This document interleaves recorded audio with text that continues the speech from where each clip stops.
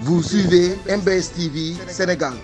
Nous avons fait un diagnostic situationnel très profond et nous nous sommes rendus compte que les dégâts sont importants. Si vous prenez le déficit, on nous a dit qu'il était à un certain niveau. On s'est rendu compte que le Sénégal doit payer une dette encore plus importante. On s'est rendu compte que sur le surfinancement, il y a 605 milliards qu'on aurait pu utiliser pour 2024 qui n'ont pas été utilisés. C'est cela qui explique qu'on ait eu recours à l'eurobond.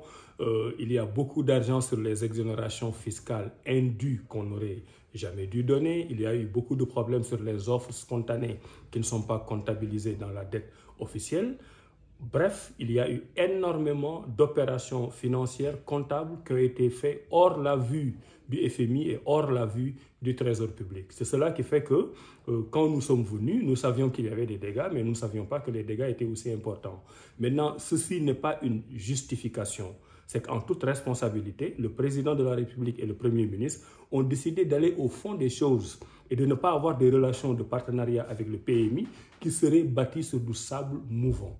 Nous avons opté pour ne pas aller prendre l'argent de cette institution financière internationale, faire un diagnostic sans complaisance et maintenant impulser de nouvelles politiques publiques avec le référentiel que nous allons vous présenter le 7 octobre. Donc il était important en termes de transparence, de sincérité et de vérité que les Sénégalais sachent l'état actuel de la situation économique du pays et sur la base de cet état actuel, nous allons impulser des politiques publiques qui nous permettront de répondre à leurs besoins.